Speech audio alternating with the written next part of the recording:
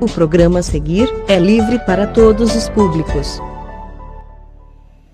Fala galera, Dinastia na área. Galera, eu sou o Linardi Barreto do canal Dinastia Pit Monster e você está no canal Dinastia Pit Monster.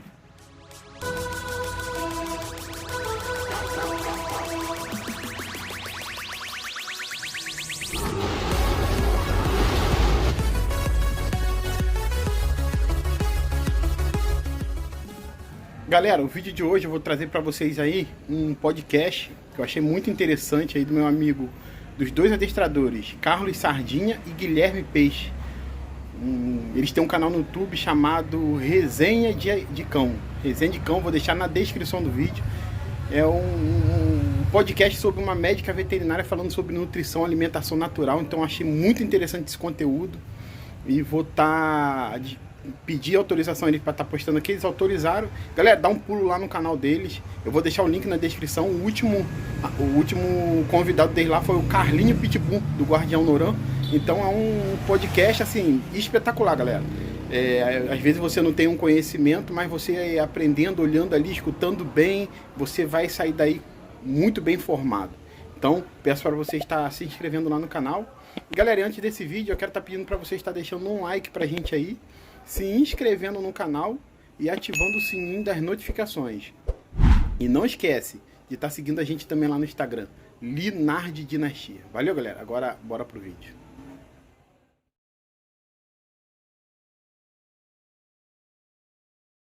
Fala galera, beleza? Mais um episódio do Resenha de Cão começando. Tô aqui com meu parceiro Carlos Sardinha. Fala aí, meu brother. Beleza, irmão? Tamo junto. Tranquilo? Galera, hoje, como vocês já viram aí na thumbnail, o assunto hoje é alimentação natural para cães. Muita gente perguntou, não foi, Sardinha? Isso dá o que falar esse assunto. Né? Muita gente pediu para que nós falássemos a respeito. Então nós trouxemos uma pessoa gabaritada para falar do assunto. Especialista, né? Especializada em. Estamos aqui com a doutora Flávia Uchoa, médica veterinária especializada em nutrição animal e mais algumas coisas. Por favor, apresente-se. Seja muito bem-vinda, Flávia. Tudo bem? Obrigada pelo convite. Obrigado a você pela presença. Além de especializada em nutrição animal, o que mais, Flávia, por favor? A minha vida é um pouco longa aí nesse caminho.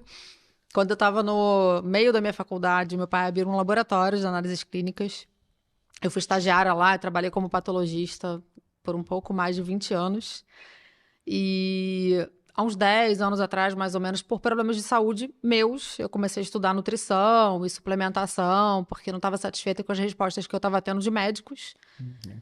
E a mudança na minha vida foi tão espetacular, depois que eu parei de comer industrializado, comecei a suplementar, cuidar do meu intestino, que eu pensei, cara, eu tenho que fazer isso pelos meus bichos. E aí eu comecei a fazer os cursos para usar em casa, uso doméstico. Como eu sempre trabalhei com diagnóstico, os colegas me mandavam os cachorros com doença renal, com problema endócrino, e eu fazendo curso de nutrição. Eu falava, olha, isso aqui é legal para esse cachorro, porque eu estou estudando isso, faz. Ah, Flávia, atende isso para mim. Cara, mas eu tenho um laboratório, sou patologista, microbiologista, parasitologista, não trabalho com isso, mas só esse, não custa nada. Aí eu atendi um. Atendi 2, atendi 3. E aquilo começou a ser tão recompensador para mim, os resultados são tão lindos, que começou a deixar de fazer sentido estar ali no laboratório. E aí eu fiz a especialização em nutrição, né? Os atendimentos me levaram também para a hematologia clínica, porque é uma área muito correlata, né, o laboratório, e hoje eu não estou mais na bancada, né, as baquetas do laboratório foram assumidas pelos meus colegas que trabalhavam comigo, e hoje eu só trabalho fazendo os atendimentos em hematologia clínica e alimentação natural. E muito bem recomendado, inclusive, né? Uma das pacientes da doutora Flávia é minha cliente e é simplesmente apaixonada pela doutora Flávia. Então, assim, vamos começar? A gente quer começar? A Vanessa Breia também, que esteve aqui com a gente, que chegou, Sardinha, chama a Flávia Uchoa que vocês vão gostar muito desse bate-papo. E aqui é isso, é um bate-papo, uma resenha descontraída, falar sobre assuntos sérios, mas de forma descontraída. Fala aí.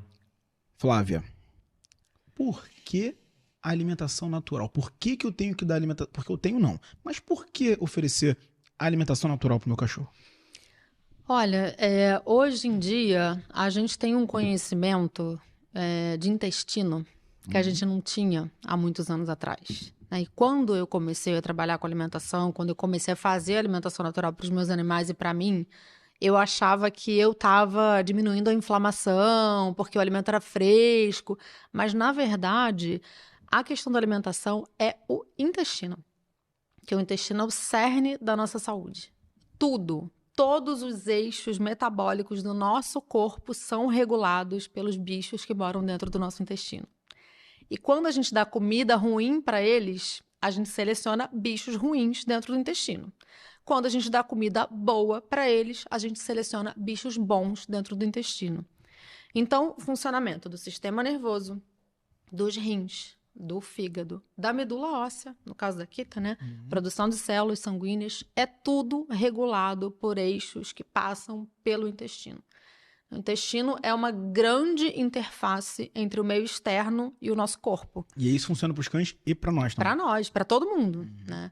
E nessa interface, desde bebezinho, é que o nosso sistema imunológico aprende a trabalhar de uma forma pró-inflamatória, né? Favorecendo inflamações no nosso corpo, que vão culminar com um monte de problemas, ou então anti-inflamatória, né? Resolvendo esses problems. Se a gente não emagrecer depois de hoje, meu irmão, Cara, nunca mais. Porque, ela ó, tá falando dos bichos ruins, eu imaginando eu também, eu tô encolhendo a barriga aqui, ó. Mas olha só, vocês sabem que existem estudos fora do Brasil, né? Na Europa eles estudam muito microbiota, com transplante de microbiota fecal. Eles pegam essa comunidade de micro-organismos do intestino de um indivíduo e transplantam para outro. E se você transplantar a microbiota de um obeso para o magro, ele engorda sem mexer na alimentação. E se você transplanta a microbiota de um magro para um obeso, ele emagrece sem mexer na alimentação. Caramba. Doutora, vamos conversar sobre essas microbiotas? Não, e olha só, a gente ainda tem mais uma nutricionista aqui no estúdio hoje, né? Mas trabalha com pessoas, né? E aí, assim, a gente hoje não tem jeito. Hoje a gente vai sair daqui com a dieta na cabeça, assim, ó. Acabou, não, vamos emagrecer dessa vez, não passa. Isso aí. Né? Toca, Na Sandinho. alimentação natural, eu não entendo muito, só dou realmente ração para os meus cães, né? Tem modalidades, eu não... Tem várias modalidades. Quais seriam modalidades, diferença de uma para outra? A gente pode fazer alimentação natural crua ou cozida, quando a gente fala de carnes, né? Eu gosto muito da alimentação natural crua, que eu acho que ela é mais apropriada à biologia do cão. Voltando um pouco para o assunto do intestino, que eu acho que é uma coisa importante da gente pontuar, que o que seleciona a microbiota que mora dentro do intestino é o tipo de comida que você dá. Então, tem bactérias que se alimentam de proteína para produzir lá os metabólitos que são necessários, tem outras que se alimentam de carbos. Então, quando a gente dá para o cão uma dieta mais apropriada à biologia dele, carnívora, crua, a gente seleciona uma microbiota que digere proteína para produzir esses ácidos graxos de cadeia curta, que são metabólitos muito importantes e anti-inflamatórios. Quando a gente dá ração, que tem muito carboidrato, a gente seleciona bactérias que utilizam carboidrato com a mesma finalidade. Tá? E aí uma coisa que todo mundo coloca é: vocês dizem que os cachorros são carnívoros, mas eles estão domiciliados há muitos anos, eles sofreram adaptações, eles podem sim comer carboidratos. Né? Na verdade, os cachorros são carnívoros oportunistas, né? Eles podem comer carboidratos. Mas se a gente for parar para pensar no perfil de cachorro e doença que a gente tinha há 20, 30 anos atrás, e no perfil de cachorro e doença que a gente tem hoje, será que essa adaptação da microbiota, porque a genética do cachorro é exatamente a mesma, Sim. será que ela foi benéfica? Porque há 25, 26 anos atrás, quando eu fazia estágio em clínica ainda, o que eu observava? Fratura, bicheira, piometra, atropelamento, um outro tumor. O que a gente vê hoje? Doença endócrina, doença gastrointestinal, câncer, né? Problemas crônico-degenerativos. E que, se a gente for pensar, a gente está observando também no ser humano. Porque o cachorro e o ser humano compartilham o mesmo estilo de vida, que é muito ruim para o intestino. Né? Então, Por isso que eu gosto muito da carne crua. Mas quando a gente fala de alimentação natural, a gente pode fazer alimentação crua com ossos, alimentação crua sem ossos, dietas cozidas, com mais carboidratos, com mais proteínas. E aí a gente escolhe a modalidade de acordo com o paciente. Para um cão saudável, obviamente, a gente tem uma flexibilidade muito grande para trabalhar com um modelo que a gente acha mais adequado. Mas para um cão doente, às vezes são necessárias algumas restrições, enfim, não dá para trabalhar com dietas bioapropriadas para todos os animais. Que bacana isso, assim, você falar que essa aproximação com a gente, a vivência, né, a domesticação, mudou a parte de saúde dos cães. E isso a gente, como a gente é de comportamento, a gente vê que essa domesticação mudou os sintomas de comportamento canino também. Então, hoje em dia a gente tem ansiedade de separação, tem vários problemas comportamentais de cães que é o dia a dia, não né? tinha, né? Sim. Os cães não tinham. E muitos deles têm relação com o intestino. Porque é no intestino que a gente produz de 80% a 90% da serotonina, que é utilizada no sistema nervoso central. Então, existe um eixo intestino-cérebro. Hoje, inclusive, eu li uma reportagem de um neurologista que eu gosto muito, falando que eles descobriram uma bactéria no intestino que é responsável pela produção de um metabólito que está associado à doença de Parkinson. Então, até nisso, o intestino tem um papel. Cara, eu tenho um cliente que ele já faz um trabalho comigo, já passou por outros adestradores, e eu nunca vi a cachorra dele dessa forma, entendeu? Tipo, ela tem uma ansiedade de separação que é muito difícil. Ele já tentou de tudo, ele realmente treina, ele faz as coisas. Eu vou dar um toque nele para ele procurar essa parte, procurar você para ver se ele consegue ajudar. Eu tenho um colega em Brasília que trata distúrbios comportamentais com transplante de microbiota. Que bacana. Com sucesso. Eu faço transplante de microbiota também. Nunca fiz para comportamento porque não é o foco dos meus clientes, né? Mas para doenças hematológicas, para doenças gastrointestinais, eu faço bastante. Às vezes você pega um animal com diarreia e você faz um transplante e as fezes ficam normais. Uau. E aí, assim, a senhora está falando das modalidades de AN. Então, não existe uma melhor que a outra. O que vai dizer a mais apropriada é o paciente. Exatamente. Exatamente. A gente vai determinar de acordo com o paciente. Foi o que eu falei. Para um cachorro saudável, a gente sempre dá prioridade para uma dieta mais próxima daquela que ele consumiria na natureza, né? Inclusive, tem estudos dizendo que se a gente desmama o cão numa dieta desse modelo que eles chamam de prey model, que é uma presa inteira, né, com vísceras, ossos, carne, a chance desse cachorro desenvolver uma doença gástrica ou intestinal ao longo da vida é mínima. Cara, que bacana. Justamente porque no momento do desmame é o momento que a microbiota desse cão está mais plástica. Então, assim, o filhotinho nasce, ele tem aquele tempo em que ele está mamando, né? Ó, o útero da mãe influencia. Então, se a mãe se alimenta bem durante a gestação, o filhote tem uma microbiota melhor, né? A gente já sabe que tem colonização intrauterina. Na época da amamentação, a mesma coisa. Já descobriu-se que tem linfócitos no intestino que carregam as bactérias da microbiota para a glândula mamária da cadela e o filhote ingere. Só que nessa época, como ele só ingere leite, ele tem uma baixa diversidade.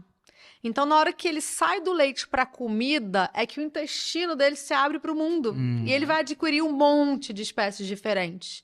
E aí, se nesse momento ele tem uma alimentação apropriada, a chance dele ter uma doença intestinal na vida adulta é muito menor. Porque tem uma plasticidade desse intestino. Depois de 1 ano de idade, as mudanças são menores. Né? Então, essa é a janela de oportunidade que a gente tem para colonizar a microbiota de uma forma bem, bem desejável. Numa ninhada que eu tive no passado, que é da minha pastora, eu desmamei com pescoço, né, de frango misturado com iogurte natural e azeite, que falavam que essa mistura, fora aquele pozinho também que vende, esqueci de suplementação. Esqueci o nome do pozinho que vende. E aí os cachorros, cara, super saudável. Super saudável. Você indicaria desmamar também assim ou Então, na verdade, não usaria só isso. Isso foi um complemento, né? Você usava ração também, né? no desmame não, só usava isso na É alimentação? porque só o pescoço é deficiente, né? Vai ficar faltando proteína. Quando a gente usa essa dieta crua com ossos, a gente usa carnes desossadas, o pescoço ou um outro osso carnudo, a víscera e o suplemento. E Entendi. alguns vegetais para a gente trazer um pouco de fibra para o intestino, que é importante. Porque se o cachorro matar uma presa na natureza, provavelmente ele vai matar um herbívoro. E no estômago dessa presa vai ter um pouco de material vegetal digerido. Legal. Então, um Bacana. pouquinho de fibra é importante. Vou procurar você, que eu tô com uns filhotinhos lá, que tá Ah. com 10 dias eles. Vou procurar você pra gente desmamar eles Ah, depois. legal. E como é que a gente calcula a quantidade, né? Porque, por exemplo, eu tenho um cachorro de 29, 30 quilos. Sardinha já tem um 60 quilos. Godzilla lá de 60 quilos, Como é que a gente calcula isso? Olha, eu uso um software para calcular, né? Porque existe uma faixa de calorias que a gente entende que é ok para um cachorro de tantos quilos, e a gente tem que levar em consideração se ele é um macho, se ele é uma fêmea, se ele tem muita atividade física, se ele tem baixa atividade física, se ele é jovem, se ele é idoso, né? Tudo isso a gente precisa considerar. Mas mesmo com todas essas informações, né, e fazendo um cálculo aproximado de calorias, às vezes a gente erra para mais ou para menos. Então, com os meus pacientes, eu envio aquele cardápio e peço para a pessoa acompanhar o peso nos 2 meses de acompanhamento. E aí, durante esse tempo, eu faço ajustes para mais ou para menos quando são necessários. Normalmente não são, mas às vezes acontece. Tem cachorros que são fogueiras de calorias, assim, eu tenho uma cliente que tem uns Yorkshires, que normalmente tem uma demanda mais alta mesmo, mas eles têm, assim, um consumo de calorias incrível, assim, eu Engorda tive que por aumentar nada, né? progressivamente, porque eles estavam emagrecendo, né, e aí tem a questão da fome e da vontade de comer, que eu sempre falo também, porque a AN é gostosa, é muito mais interessante que a ração. E aí os cachorros ficam meio esfomeados. Então a gente precisa acompanhar o peso para entender se essa fome é de fato fome ou se é só porque a comida é gostosa. Então, nesse início, tem esse períodozinho de adaptação. Estabilizando o peso, eles estando com um score corporal adequado, tá tudo certo. Flávia, agora sim, eu vejo um aumento muito grande de pessoas deixando as rações e buscando a AN. Você acha que a nossa sociedade hoje, assim, recebe melhor a AN? Como é que você acha que hoje os donos de pet, né? Como é que eles entendem essa novidade? Eu acho que, na verdade, o caminho é muito parecido com o caminho que eu percorri. As pessoas estão mais preocupadas com a sua saúde. E aí elas têm pesquisado, né? Poxa, eu tenho uma dieta equilibrada, eu vou num nutricionista, eu tô tomando um nutracêutico, tô tomando um probiótico, tô tomando uma glutamina. Caramba, eu quero ver pro meu cachorro também. E como tem muita informação a respeito disso na internet, as pessoas começam... E tem também o boca a boca, né? As pessoas que usam a alimentação natural, e a diferença no animal é absurda. Assim, o cachorro vira outro depois que ele começa a comer comida. E aí fala com o vizinho, fala com um amigo, né? Eu tenho uma amiga que as 2 cachorrinhas dela são minhas pacientes.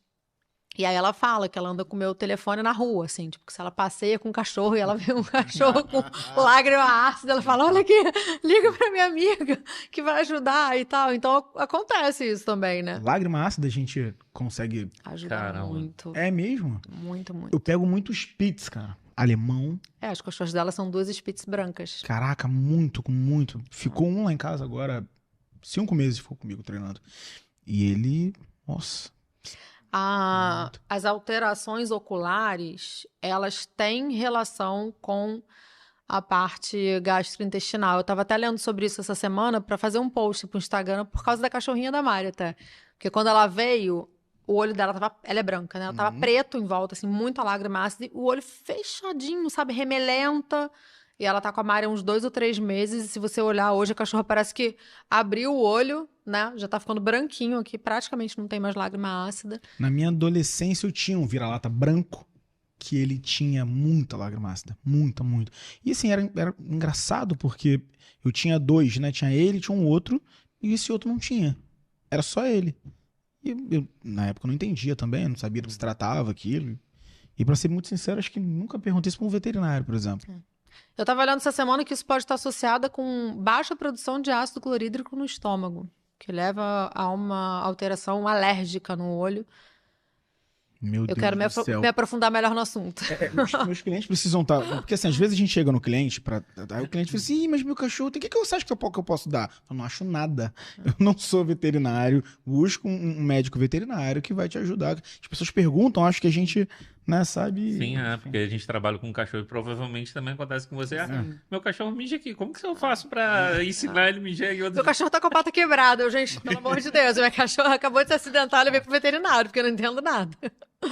Cada um na sua área, né? Realmente. Existe, em média, existe muita diferença de custo financeiro, né? Se mudar de uma ração, por exemplo, hoje, em média, uma ração de boa qualidade, uma super premium, aí tá batendo 300, 350 reais, mais ou menos um saco, né? E aí a pessoa muda para alimentação natural. O custo dela aumenta muito, diminui ou fica nesse padrão? Olha, depende, tá, da modalidade de alimentação natural, mas se a gente for falar como uma média, ou é igual ou é mais caro. Entendi. Tá? Mas, em contrapartida, é benéfico mais para a saúde. Com certeza vai economizar no veterinário. Uhum. Né? Vai gastar menos no veterinário, certamente. Você acha que isso é uma coisa que faz ainda as pessoas terem um pouco de mais cuidado com a alimentação natural? Ah, não, pô, quero muito, mas não posso. Eu acho que o principal empecilho é o tempo para fazer, mais do que o custo financeiro. Porque realmente, assim, se tem alguma desvantagem na alimentação natural, essas são as duas: custo e tempo. Porque fora isso, não tem nenhuma. Ela é melhor do que a ração em todos os quesitos, né? Quando a gente fala de saúde, de longevidade, etc. É um saco fazer alimentação natural. Eu sei porque eu faço para os meus animais, né? Eu tenho as 2 cachorrinhas e um gato que comem dieta bioapropriada e eu perco um dia para fazer comida para eles, né? E nessa vida que a gente leva extremamente corrida, é complicado. Então, eu entendo isso. Né? E aí, quando o cliente me apresenta essa dificuldade, a gente tenta, né, ajudar de algumas formas. Então, hoje em dia tem empresas que fazem, mas obviamente que aí o custo fica super elevado. Então, para cães de pequeno porte, você consegue fazer com uma empresa, mas para cães de grande porte só se tiver muita grana, porque fica puxado. Né? Tem a modalidade mista, que é muito interessante. Né? Sempre digo que o bom não é inimigo do ótimo. A gente usa um pouco de ração e um pouco de comida para tentar equilibrar um pouco. Até né? tinha uma pergunta dessa aqui sobre eu ia perguntar isso agora, se a gente pode, porque eu, né, não sou médico veterinário, como já falei, mas assim, eu dou como petisco pro meu cachorro, né, até postei esses dias lá uma pata de galinha lá e tal, e dei. E aí, uma vez ou outra, eu dou um ovo. Mas assim, eu tento não passar, e não passo mesmo uma vez na semana, e nem é toda semana que eu faço. Mas aí eu faço isso e nem dou junto com a ração, mas de repente a gente tá treinando ali, eu vou e dou. É possível, eu posso ofertar pro meu cão ração e alguns itens GN ali? Se você tirar 10%, 15% da ração diariamente, tá? Não precisa ser uma vez por semana, não. E substituir isso por alguma comida, já vai ser super legal. E aí, o que a gente tem que pensar é, a maior parte das rações que tem no mercado tem um excesso de carboidratos. Porque o carboidrato é um ingrediente mais barato. Né? Então, quando você for pensar nisso, é importante ter em mente que você não vai complementar 10% com mais carbo. Porque às vezes a pessoa fala, não, é porque eu dou uma batata doce pro meu cachorro. Não, se você vai tirar 10, 15% da ração para complementar, complemente com proteína, com osso, né? Para você tentar realmente minimizar um pouquinho esse desequilíbrio nutricional que a ração tem. Isso é bacana, porque assim, nas casas que eu visito, eu vejo as pessoas falando demais de vamos usar uma bananinha como petisco. E aí, o que eu sempre peço para os clientes é, que hora o seu cachorro come? Tá o horário. Não dá essa refeição, não? Que aí, quando eu chegar, a gente treina com a ração do cachorro. Que é o mais... mas é que eu dou um biscoitinho. Eu não uso biscoitinho com o meu cachorro. Eu não gosto. Eu evito. Mas aí você dá um... Meu cachorro, ele treina com a ração dele. Eu acho melhor. A Sardinha também faz dessa forma. Aí o cara vira e fala, não, mas eu tenho uma bananinha aqui, né? Eu tenho uma melancia que ele treina e tal. E aí a gente falou do carboidrato lá atrás. Como é que fica isso? Eles não têm a mesma necessidade que nós temos, né? Na verdade, o cachorro não tem necessidade nenhuma de carboidrato. Tá? O único carboidrato que deve estar presente na dieta dele é a fibra, por conta da microbiota intestinal, em pequena quantidade. É Eu vejo os suficiente. cães, assim, comendo muita banana. Muita Mas banana. os cães estão muito obesos. Muita banana e muita doentes. cenoura.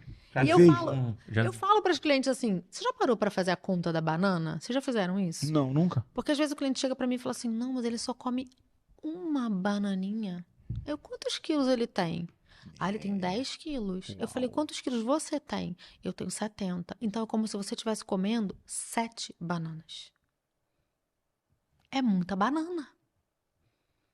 Na verdade, na minha opinião, o cachorro nem deveria comer fruta. Tá? Eu não gosto. Quando o proprietário faz muita questão da fruta, eu peço para dar maçã, que a maçã é rica em quercetina, então ajuda o intestino. É uma fruta que tem uma função. Ou o miolinho do abacaxi, que é rico em bromelina, que é uma enzima digestiva, anti-inflamatória. Então, a gente tenta levar alguma coisa funcional para aquela fruta para incluir ela na dieta. Mas eu prefiro não utilizar a fruta. Aí, esse podcast aqui, cara, esse episódio, eu vou já gravar o link aqui, vou na casa do cliente, assiste o podcast primeiro, depois eu volto. Não, e assim, eu vou anotar os minutos. Não, isso aqui ela falou no minuto tal. Porque, não, assim, sendo muito sincero, pra mim, maravilhoso, sendo perfeito também, assim. Sim. E acho que vai ajudar muita gente, né? Não, nosso objetivo é esse, né? É ajudar o cara que tá em casa, ajudar nossos colegas de profissão, nos ajudar também. Eu não vejo problema em dar petisco para um cão saudável e que tá dentro do peso. Mas, gente, hoje tem tanta opção de petisco maravilhoso. Exato. Carninhas desidratadas, sabe? Pedaços do bicho, orelha. Tem uma orelhinha de coelho, que é uma graça que vem com pelo, que é legal pro intestino também. As traqueias. As traqueias, assim, tem tanta coisa boa, cara. Não tem por que a gente ficar dando banana. E se quiser fazer em casa, corta um peitinho de frango, um quadradinho, bota no forno baixo, desidrata você mesmo, né? É legal que eu, às vezes eu chego na casa das famílias e eu falo assim, vem cá, como é que é a alimentação? Quanto você dá de comida por dia? Eu pego esse potinho aqui e encho. Eu falei, mas você não perguntou ao veterinário a quantidade que tem que comer por dia?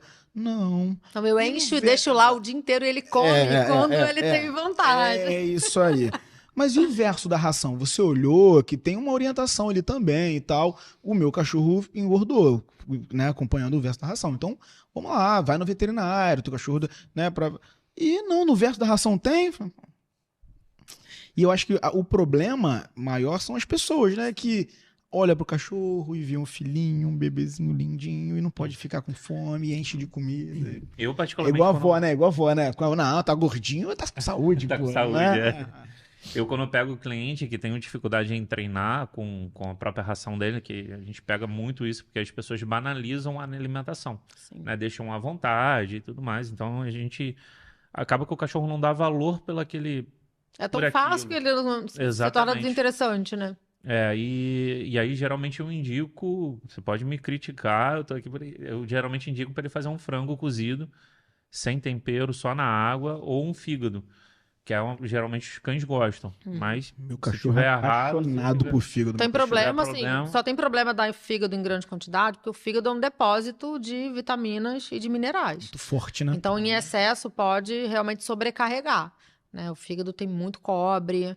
Então, o ideal seria o seu frango, no caso. Ou então o fígado em pequena quantidade, não tem problema. Ele só não pode ser utilizado como se ele fosse uma carne, porque ele não é, ele é uma víscera, né? Ele tem uma densidade nutricional grande, então se faz em excesso, pode intoxicar. É mais gorduroso. Deixa eu falar uma coisa, a gente falou agora, e a senhora também falou uma coisa, alguns veterinários... Ele vai ficar até o final do podcast me chamando de senhora. Gente... assim, eu não conhecia a Flávia pessoalmente, nosso primeiro contato. E eu fiquei, não, jamais. Eu tô o tempo todo conversando com ela e ela ficava, eu falo, não, senhora, que senhora, Guilherme, é você. Mas assim, a partir de agora, é você. Eu não falei, depois você volta o vídeo, eu falei você entendeu errado. Não, falou senhora. Você entendeu errado. Não, vamos mudar. Nosso editor ali vai pegar o você, vai encaixar... Me ajuda, Fábio. Fábio, me ajuda, pelo amor de Deus. Não, você, Flávia. Uma barreira que eu encontro com alguns veterinários o veterinário orienta a família a deixar a alimentação direto pro filhote. E aí eu digo, as pessoas me perguntam, eu falo assim, o meu cachorro é adulto e ele come 2 vezes por dia. Um filhote eu entendo que precise comer mais vezes. E aí vai depender da sua disponibilidade. Eu acho que 4 vezes por dia é interessante, 3, mas é o veterinário que tem que te orientar. E aí o veterinário orienta que a comida fique exposta para o cão o dia inteiro. E aí eu vou e falo, ó, não pode. E aí alguns veterinários, me dá o telefone desse cara, eu quero falar com ele. Eu falo. E aí assim, eu falo, beleza, problema nenhum, passa meu contato e vamos conversar, né, e vamos entender. Do ponto de vista comportamental, é muito ruim a alimentação exposta 24 horas pro cachorro. Sim. E eu entendo também que, além do ponto de vista comportamental, Flávia, posa bicho, a comida fica ali exposta, perde nutrientes. É tudo de ruim, você tem razão. Pra você, assim, como que funciona isso? Um filhote de 3 meses, acabou de chegar em casa. Guilherme, olha só, cachorro é igual criança. Ele precisa ter rotina. Perfeito. Ele precisa ter disciplina. Ele precisa ter horário para comer. O petisco tem que ser a exceção, não a regra. Igualzinho criança.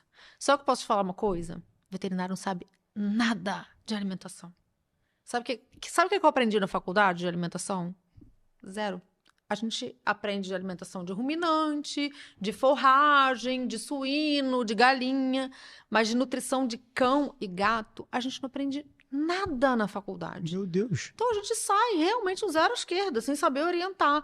Eu me lembro, eu morro de vergonha, que quando lançaram a ND, que é uma ração que tem uma distribuição legal, né? Sim, Hoje em dia, se eu indico alguma ração para um mix feeding, para um cliente meu, ou é ND ou Biofresh. Certo.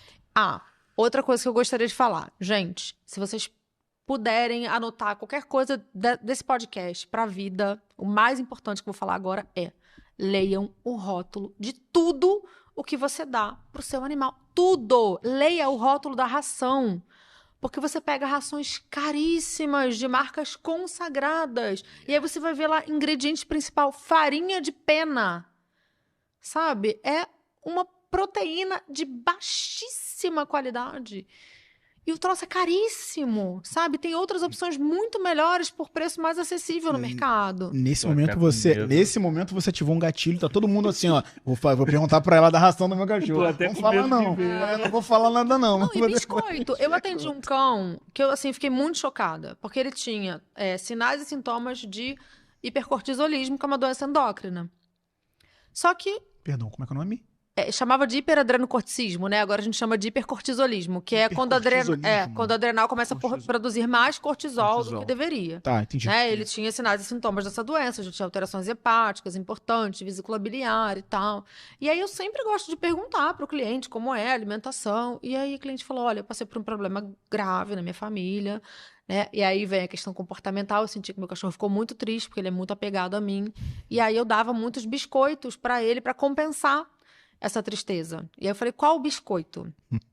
E aí me falou o biscoito de uma marca famosa, né? De alimentação para animais. E aí eu abri... Toda vez que eu atendo um paciente, toda vez, e ele come alguma coisa industrializada, eu faço questão de abrir junto com o cliente e ler os ingredientes do rótulo.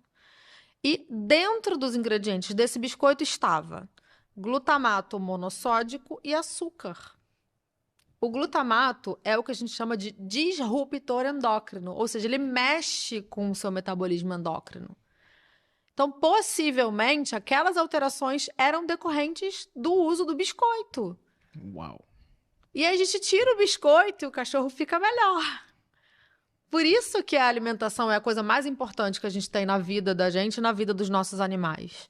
Né? Gente, eu era uma pessoa que tinha dificuldade de controlar o meu peso, eu tinha diabetes, tireoidite Hashimoto, um monte de ziquezira. Eu fui uma criança extremamente doente, porque eu não nasci de parto normal, eu não mamei, né? Eu tomei muito antibiótico durante a minha primeira infância. E hoje, eu sou uma pessoa completamente saudável. Alimentação. Se eu for no médico hoje e fizer exames, ele não vai dizer que eu tenho diabetes ou que eu tenho tireoidite Hashimoto. E se eu for num aniversário e quiser comer um doce, eu posso comer, porque minha glicose não vai aumentar. Eu controlei isso com a alimentação. É aquela frase, né, de a gente é o que a gente come. Exatamente. Exatamente. E hoje, todas as pesquisas que a gente, né, tem nesse sentido apontam para a questão da alimentação, sabe? É fundamental. Não tem outro caminho para a saúde. E aí, quando o cliente fala, mas caramba, como que eu vou fazer isso? Porque a gente aqui em casa não come assim e tal. E eu falo, vocês estão saudáveis? Porque se a gente for olhar para o que está acontecendo com os nossos cães, é exatamente o que está acontecendo com as nossas crianças. Quando eu era criança, a melequenta, a perebenta da turma era eu, que tinha muito problema. Mas a maior parte dos meus coleguinhas era magrelo, saudável, bronzeado, porque pegava muito sol, né? Esse é um outro problema, vitamina D. Hoje em dia, na turma da minha sobrinha, ela é a única saudável. Todas as crianças são alérgicas, obesas, brancas, né? Tipo, não pegam sol. Então, assim, é um estilo de vida muito ruim para nossa saúde, para a saúde deles. Você tá falando isso agora, eu tô pensando. E os cães estão assim agora. Sim. O que você mais vê os cães alérgicos, assim, alergia a tudo. Né? E, por exemplo, eu vejo uma quantidade gigante de cães alérgicos a frango. Porque a alergia, ela é causada pelo excesso de permeabilidade intestinal. Né? A gente come mal na primeira infância, causa um desequilíbrio lá naquela microbiota, que a gente chama de disbiose. A disbiose causa uma inflamação que a gente chama de inflamação de baixo grau, que ela tá ali, mas ela não é muito perceptível clinicamente, né? O que o cachorro costuma manifestar? Apetite caprichoso, que é uma coisa que as pessoas relatam bastante. Ah, meu cachorro é muito seletivo. Cachorro não é seletivo. Cachorro normal come até pedra. Se tem seletividade alimentar, ou tem problema de manejo, ou tem problema gastrointestinal. Né? Não existe outra situação. Então, o cachorrinho seletivo, o cachorro que tem muita otite, o cachorro que tem muita pododermatite, vive com a patinha melada, lambendo. Isso é sintoma de disbiose. É aquele cachorro que come qualquer coisinha diferente. Faz um cocô com muco, ou mais amolecido, tem gases, né? De vez em quando fica com a barriguinha irritada, tem muita alergia. E aquilo ali, a gente aprende na faculdade a tratar sintoma. Né? Daí você vai no veterinário, ele trata a otite, ele trata a pododermatite, ele aplica um citoponte, bota um apoquel, mas a raiz do problema, que é lá dentro do intestino, não é resolvida. E aí o que acontece? O intestino é uma barreira permeável, mas é uma barreira muito fechada. As células do intestino são assim, ó, coladas. Por quê? Porque lá dentro a comida tem que ser quebrada, ficar minúscula para conseguir passar naquele buraquinho que é microscópico. Sim. Se tiver aberto, vai passar comida que não foi completamente quebrada ainda, concordam? E aí, essa inflamação de baixo grau vai abrindo as junções estreitas do intestino e aumenta a permeabilidade. E aí, essa proteína que chegou lá no intestino, ela passa grande. E qual é a proteína que chega todo dia no intestino dos nossos cachorros? Frango. As rações são todas de frango. O que a pessoa bota lá para dar uma incrementada na ração? Um franguinho desfiado, um fígado de frango. Então, não é que o frango seja alergénico, é que o frango é muito frequente na alimentação desses animais. Entendi. E eles estão com o intestino permeável.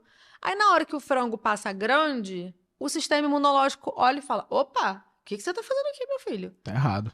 Você não devia estar aqui. E aí monta uma resposta. Aí, quando o franguinho chega no estômago de novo, o corpo pensa: caramba, você chegou grande da outra vez, eu vou jogar muito ácido em você para te quebrar muito, porque não é para chegar grande. Aí o cachorro faz gastrite. Aí ele faz aquele vômito. Aí ele fica...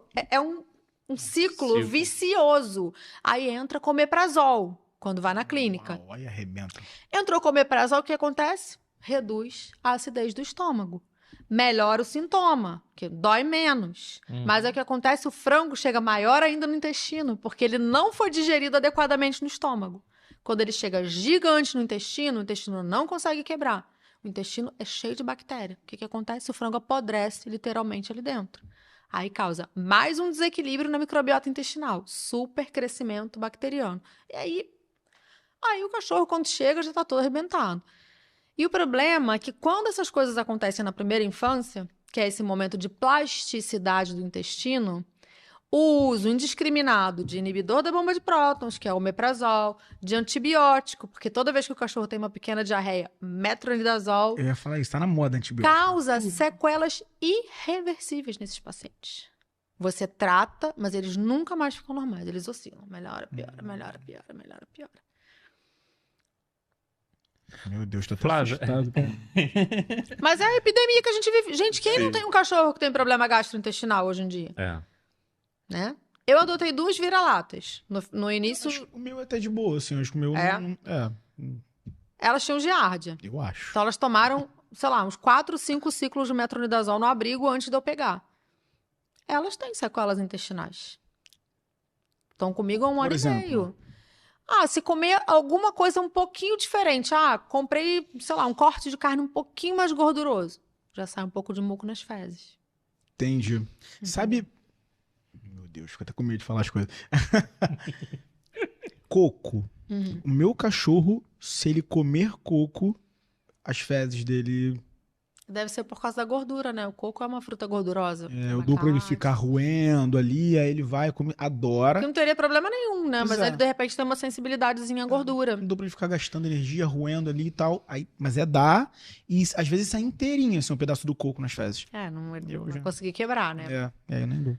Flávia, com certeza quem tá vendo aqui o podcast, inclusive eu, né, que eu tô escutando aqui, vou querer conversar com você e qual seria... Espero que eu não esteja sendo terrorista, gente. Não, que isso. Imagina. Quer que eu sirva, por exemplo? Não, pode servir. Então, inclusive eu vou te procurar, mas qual é o caminho? A pessoa que quero mudar a alimentação do meu cão, sempre dei ração. Qual é o caminho? O que tem quais são os passos que ele tem que dar? Gente, assim, a pessoa pode procurar um profissional que trabalhe na área, tá? Se o cão for um cão doente, a minha recomendação sempre é procure um profissional. Procura a doutora Flávia Shoa. Lógico. Ou a minha ou qualquer colega que esteja habilitado, tá? Se o cachorro for um cachorro completamente saudável, existe o site da Silvia, que é a precursora da alimentação natural aqui no Brasil, que é uma profissional maravilhosa, generosa, incrível, do cachorro verde. Sim, claro. E o cachorro verde, gente, é um manual. Tem tudo ali super explicado, super esmiuçado, né? A ressalva que eu faço é: sigam o que a Silvia coloca no manual.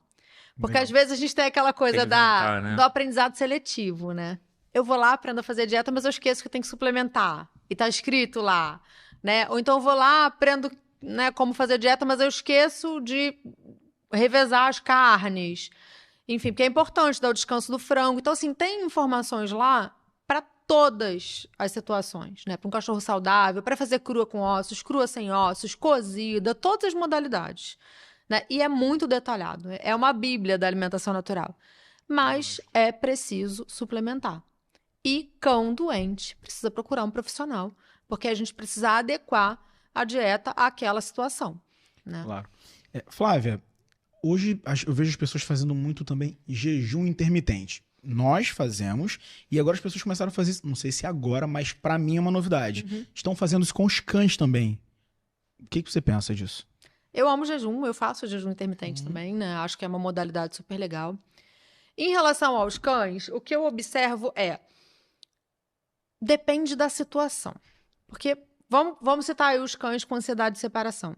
O momento da alimentação é um momento de enriquecimento ambiental e diversão para esses cães. Sim. Então, o cão já é um cão ansioso, tem ansiedade de separação, né? Fica confinado num apartamento. Você vai deixar ele comer uma vez por dia só?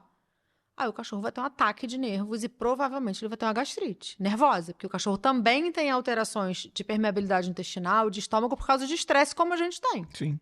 Tá? Então, a gente tem que equacionar isso. Se o cachorro tem um problema endócrino, ou se o cachorro tem câncer, tem situações que o jejum é benéfico. Né? Para o câncer, a restrição calórica, o jejum é super legal. Mas se o cachorro tem câncer e tem gastrite, eu não vou fazer um jejum de 16, 18 horas nele, porque se eu deixar o estômago dele vazio por tanto tempo, ele vai passar mal. Então, a gente precisa adequar a cada realidade. As minhas cachorras, por exemplo, comem 2 vezes ao dia. Mas a maior parte dos meus pacientes come 3. Por quê? Eu normalmente atendo cães doentes e cães de apartamento. E cão pequeno também. Normalmente, cão pequeno precisa comer mais vezes durante o dia. Eu tô pensando aqui. Aqui tá come 3 vezes. Come 3 vezes. Manhã, tarde e noite. Com a alimentação natural, eu tanto posso emagrecer, quanto eu também posso encorpar o cachorro. Pode. De acordo com a necessidade. necessidade. E não tem nada melhor para emagrecer cachorro do que a alimentação natural. Porque a gente consegue fazer uma dieta pouco calórica e muito grande. Né? Muitas vezes o cliente fala para mim: nossa, mas o meu cachorro comia 200 gramas de ração, ele vai comer 1 quilo de comida. É porque ele vai comer a comida e a água que está dentro daquela comida, né? Não é um alimento seco e extrusado. Então, quando o cachorro é guloso e precisa emagrecer, eu encho a dieta de chuchu, por exemplo, que é praticamente água e fibra. E aí fica grande, ele fica com aquela sensação de saciedade, mas tem pouca caloria. Mas sabe que as pessoas, elas não podem ver as costelas dos cães.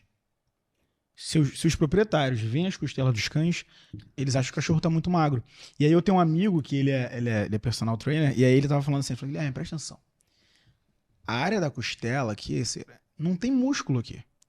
Então, assim, se a sua costela não tá aparecendo, é gordura.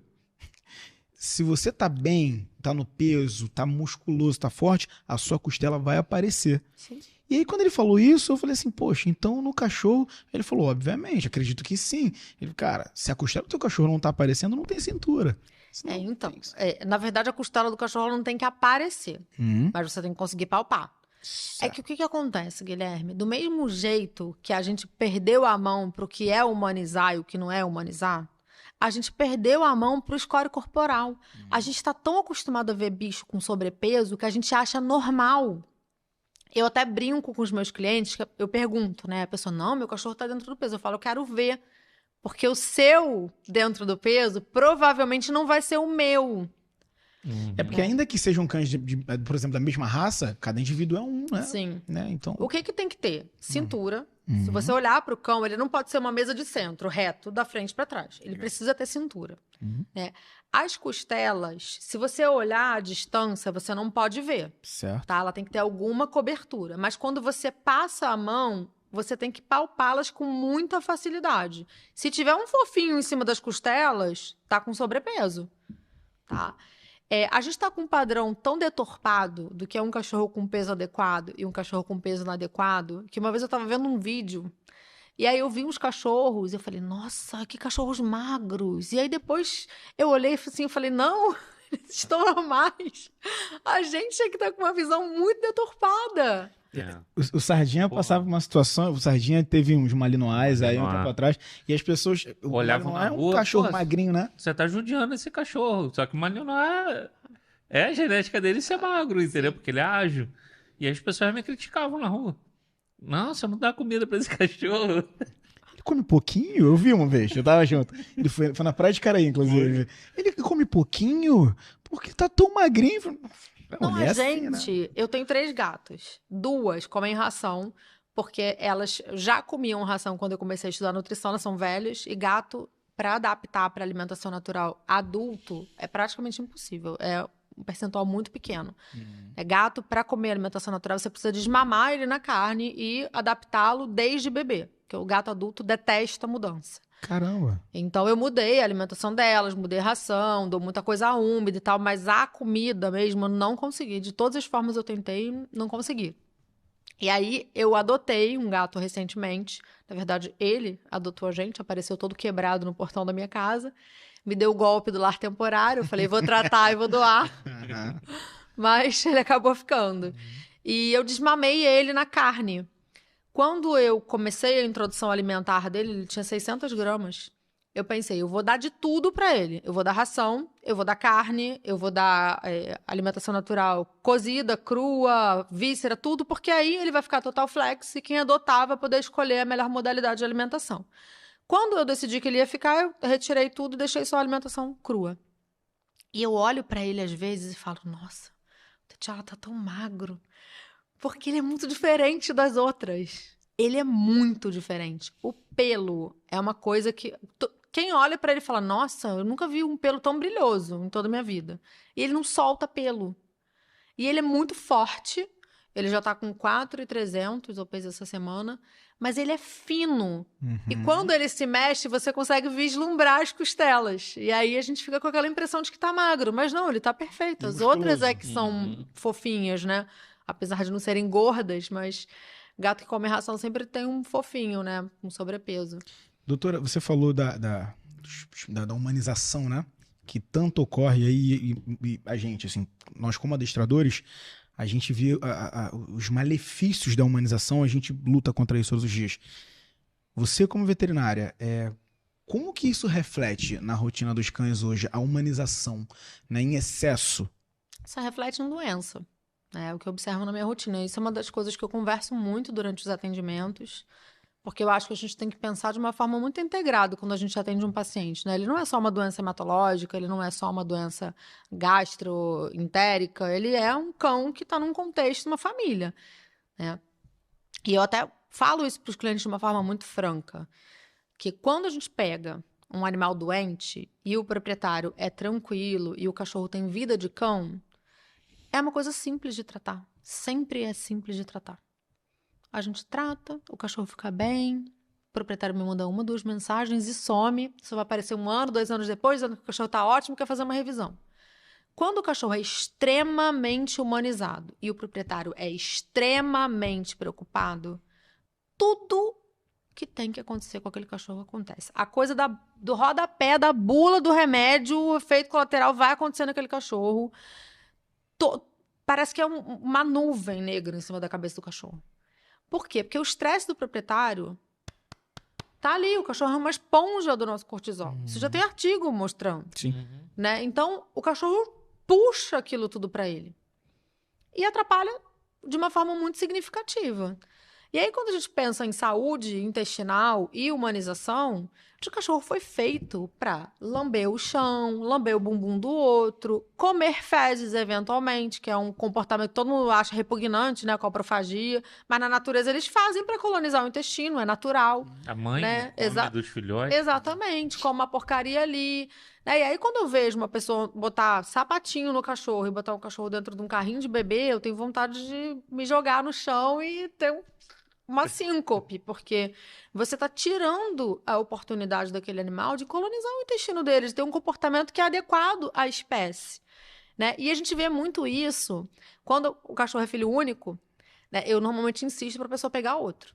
Porque a pessoa, quando me procura, ela fala: mas o meu cachorro já é muito doente, eu vou pegar outro. Eu falo: se você pegar outro, ele vai ficar menos doente, você vai ver.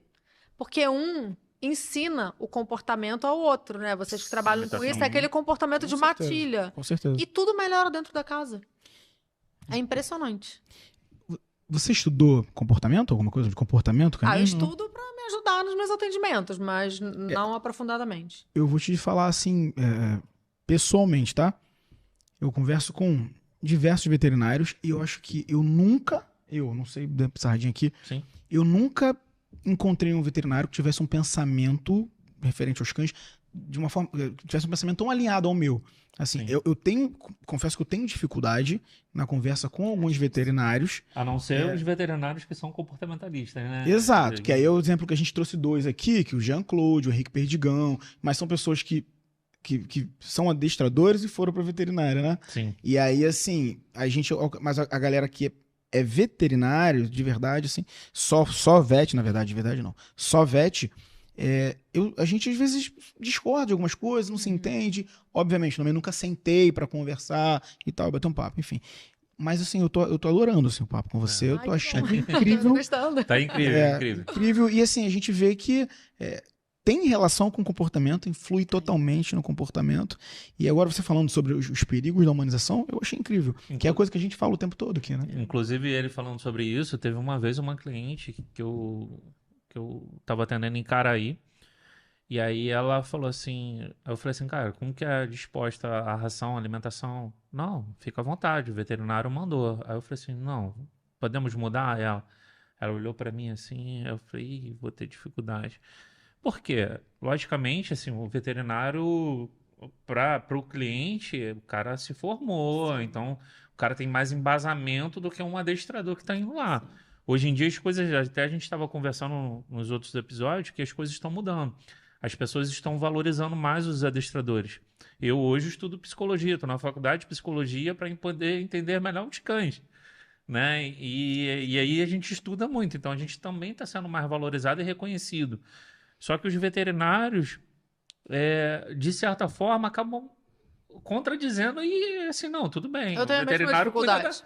O veterinário cuida da parte de saúde, então segue o que ele está falando. Se ele está falando isso para a senhora, segue, porque se der algum problema para o seu cachorro, eu não posso me responsabilizar. Exato. Né? Eu tenho a mesma dificuldade. Eu passo pelo mesmo.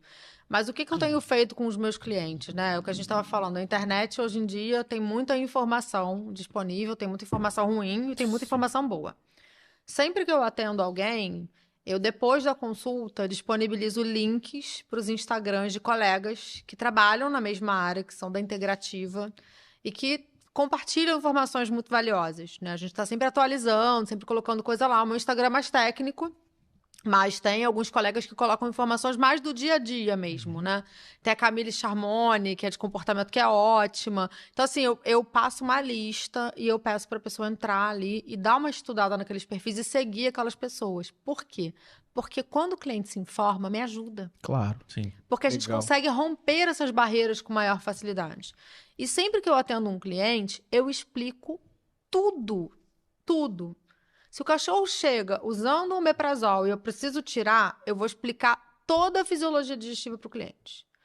Passo a passo. Ele não entendeu, eu volto. Por quê? Quando o cliente entende, ele não vai ficar... por que ela está fazendo isso, sabe? Eu acho que a adesão fica mais fácil, né? E falo para ele, cara, vamos fazer um processo, né? Vamos caminhar por esse processo juntos. Porque hoje a gente vai começar com muita coisa... Porque, em geral, quando você atende um cão muito doente, que já veio de uma sucessão de tratamentos, né, com um monte de coisa, você precisa entrar com um arsenal. Então, hoje a gente vai começar com muito trabalho, muito gasto financeiro, mas, aos poucos, as coisas vão se suavizar, né? E o objetivo é deixar na comida, com suplemento, né, fazendo um probiótico natural, que isso é muito importante também, para manter a saúde do intestino. Eu sempre falo isso, não adianta nada a gente fazer esse tratamento maravilhoso aqui e deixar o cachorro Deus dará depois, porque a nossa comida tem antibiótico, tem agrotóxico, tudo que a gente usa é cheio de xenobiótico, que são substâncias que vão lá influenciar na nossa microbiota, então a gente precisa estar tratando esse intestino de forma constante. Esse tema é muito bacana e, assim, nós postamos umas caixinhas, né, no nosso perfil lá e mandaram muitas perguntas. Perguntaram, por que o pão faz mal ao cachorro? O pão faz mal até pra gente, né? Muito comum, tá? Assim, não sei pra você, mas pra mim, eu chego na casa dos clientes toda hora. Gente, o glúten é extremamente inflamatório pro intestino, né? É uma comida horrível para as bactérias do nosso intestino. E aqui no Brasil a gente tem um problema extra em relação ao trigo. O trigo é extremamente contaminado. A nossa legislação é frouxa em relação à contaminação. Então, você pode ter, acho que 220 gramas de inseto para cada 220 gramas. É praticamente 1 grama de inseto para 100 gramas de trigo, uma coisa assim, não me lembro exatamente o valor. Mas é muito grande. Então, além de inflamatório, ele é alergênico pelo excesso de contaminação. Então, o trigo, ele aumenta a permeabilidade intestinal. E fora que o pão que a gente consome não é só trigo fermentado, né? É cheio de aditivo químico, né? Esse pão de padaria, então, é uma coisa horrorosa. Então, nem pra gente é recomendável. Eu falo isso pro cliente. Tira da sua vida e da vida do seu cachorro, meu amor, que vai melhorar. Eu cheguei ao cliente recente com um filhote de pastor branco suíço. Tá com 5 meses. E aí ela falou assim, Sardinha, todo domingo a gente vai na padaria e a gente compra o pão do cachorro. Eu falei, esquece, para. Corta tudo que isso aí faz mal. Não sabia. Eu falei, não, corta. E alguns dão com manteiga, margarina. Não, manteiga é maravilhoso, a margarina que não rola, né? A margarina. A manteiga, eu mesmo, se quiser dar só a manteiga pro cachorro, eu prefiro do que dê o pão. É mesmo, não sabia. Obviamente que não pelo excesso de gordura, mas claro. Brincando, né? Manteiga é um alimento super saudável, não tem problema nenhum com ela. Legal. Sardinha, já que você fez uma pergunta aí, vamos ver as outras perguntas? Vem aí. A galera mandou. Tem... Instagram. Calma aí, que perdi aqui. Abri. Foi quem aqui? Aline Morandi. A Aline mandou aqui, ó. Como ficam as fezes com a N? Olha, normalmente ficam menores, né? Menos volumosas, porque o cachorro aproveita melhor o alimento, com menos cheiro, mais sequinhas. Né? Se fizer a modalidade crua com ossos, então as fezes ficam bem pequenininhas, bem mais sequinhas. Que aproveita mais, né, os nutrientes. Tem uma aqui do Norberto, cara. O cocô das minhas cachorras é menor do que o cocô das minhas gatas. Como é que é? O cocô das minhas cachorras, que tem 12 quilos, é menor do que o cocô das minhas gatas, que comem ração. Sério? Acho que eu vou sair amanhã, Flávio Show. E não tem cheiro. Não tem cheiro forte. Você tá falando de tamanho de fezes. Você tá falando com o dono de um Amstaff e o dono de um presa canário, pastor alemão. Come 1 quilo de ração por dia. Já estamos pensando já. Vamos comer 10 quilos de carne. Isso aí. Vamos pensar melhor. Tem que comprar o freezer só pra ele. Mas eu comprei um freezer horizontal, é maravilhoso, gente, porque vocês aproveitam todas as promoções do mercado, porque o valor da alimentação natural também vai variar muito de acordo com o que você compra. Você pode comprar uma bandeja de peito de frango por 20 ou por 10, dependendo, né? Então, ter o freezer é mó coringa, porque você faz comida com antecedência e aproveita as promoções. Norberto, tem uma aqui do Norberto.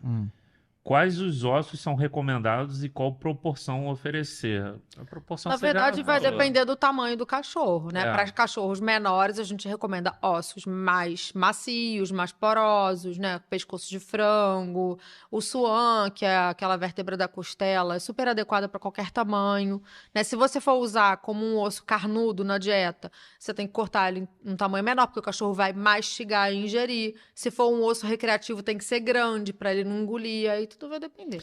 Legal você falar disso? Tem uma outra pergunta. Mas tem uma situação, alguns ossos, alguns não. Todos os ossos precisam ser oferecidos crus? Sempre crus. Pode cozinhar? Sempre cru. Por quê? Eu sempre faço uma analogia com aquele vidro Duralex. Lembra do Duralex? O osso cozido é o vidro normal, que ele vai cair, vai quebrar e vai formar farpa. Porque quando a gente cozinha, a gente tira todas as coisinhas molinhas do osso, colágeno e tudo mais. Então só fica aquela coisa dura.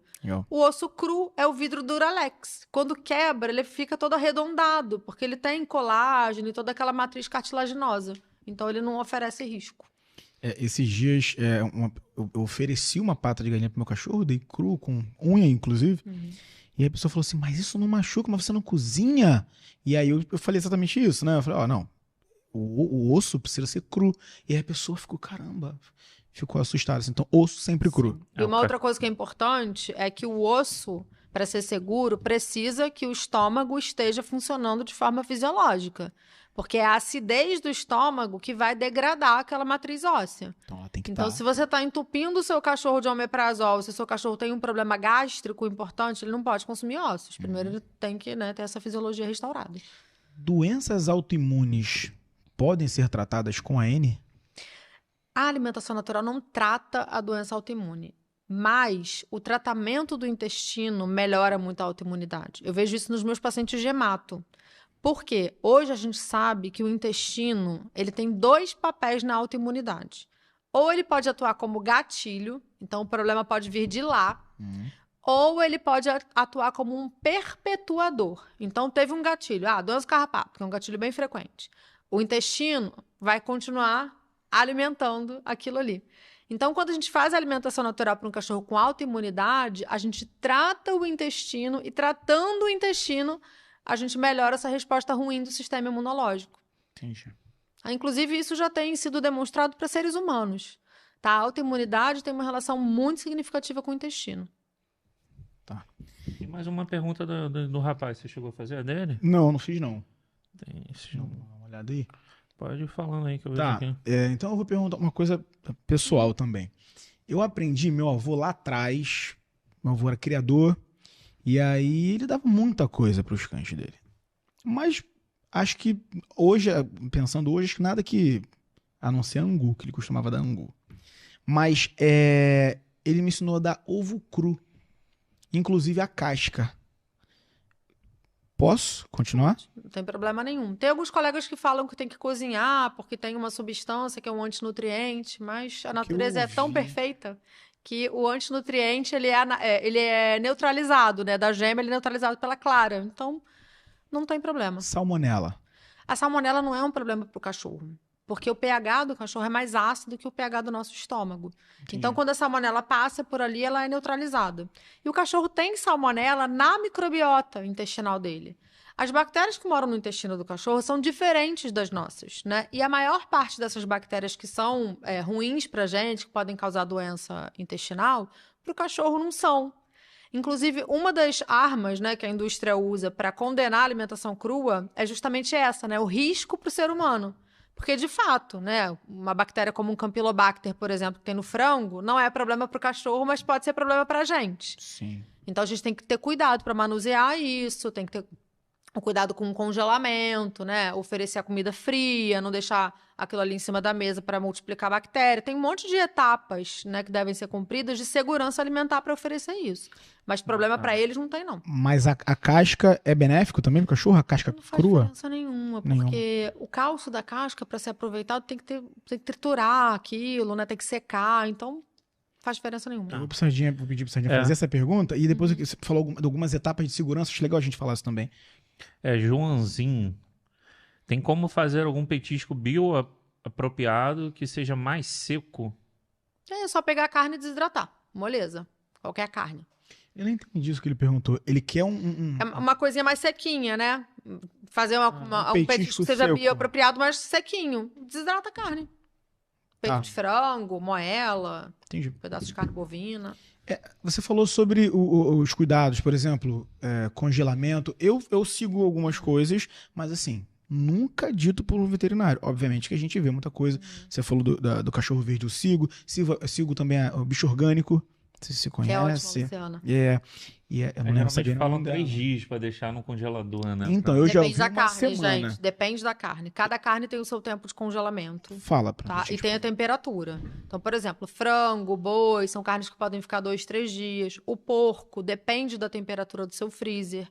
O meu freezer chega a menos 25, então eu deixo uma semana. Mas se o freezer não chegar a temperaturas tão baixas, ele tem que ficar 14, 21 dias, a depender da temperatura. Caramba. Que isso? Eu dou uma tabela para os meus clientes com o tempo de congelamento de todas as carnes.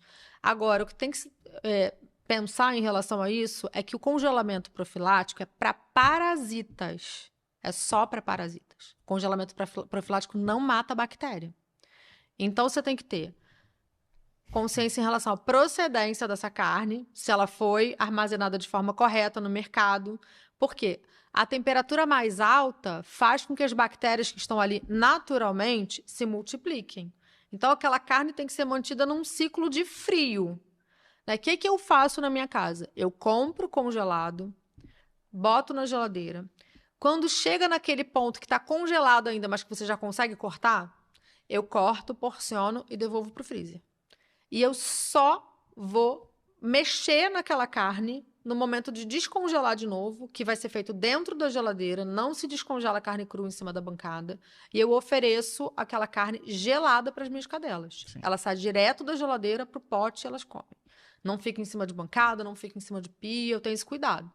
E tem os cuidados que a gente já tem para manusear a carne crua para fazer pra gente, né? De higiene, de limpeza. Porque os artigos falam muito, né? A alimentação é um risco para o ser humano porque ele vai ter que manipular a carne crua. Mas antes de comer o frango cozido, você teve que manipular ele cru, não teve? Então, o problema aí realmente é o manuseio para o cão e ele vai eliminar, né, uma carga microbiana maior nas fezes. Mas ninguém aqui tá afim de comer cocô de cachorro, então você vai tomar o cuidado para tirar e jogar as fezes, né, dar destino adequado, não vai deixar aquilo ali, então eu não vejo problema nenhum. Eu sempre ouvi que congelamento profilático era uma semana. Não, depende da carne. Depende da carne. Depende da carne. Por isso que é bom você ter uma especializada em, né? Não, eu confesso que tô assustado. Tá assustado? Deixa eu te perguntar. AN para proteção contra ectoparasitas. A AN não vai proteger contra ectoparasitas. O que a gente sabe é que o animal que come alimentação natural, ele é mais imunocompetente por causa do intestino. 70%, 80% do nosso sistema imunológico está no nosso intestino. Então, o animal imunocompetente, ele pega menos ectoparasitas. Tá? Isso é fato. E ele normalmente tem menos infecções. E uma coisa muito interessante, que eu falo muito para os meus clientes de hemato, é que a gente tem mania de ficar entupindo o cachorro de antiparasitário. Aí eu faço a analogia com a criança. Quando seu filho, ou você, quando era criança, tinha piolho, você ficava indo para o colégio o ano inteiro com o Neocid na cabeça ou a sua mãe só passava quando você estava com piolho? Porque assim, o antiparasitário não vai... As pessoas confundem, né? Ele não vai impedir que o cachorro tenha um carrapato. Não. Ele vai impedir que o cachorro tenha uma infestação por carrapato. Mas o carrapato vai subir, vai picar e vai cair. E aí eu faço uma pergunta para vocês. Se você fica ali todo mês, antiparasitário, antiparasitário, antiparasitário, tem como o intestino desse cachorro ser saudável? E se o intestino desse cachorro não é saudável, tem como ele ser imunocompetente? Não tem. Então, se sobe um carrapato infectado nesse cachorro, ele vai pegar a doença. Aí, nas minhas cachorras, por exemplo, que não usam antiparasitário, nenhum, zero, se o carrapato infectado sobe e elas estão imunocompetentes, elas podem adquirir a infecção, montar uma resposta e eliminar. E não ficarem doentes. Cara, que incrível. Então, hoje, eu tenho optado por não usar nada, absolutamente nada.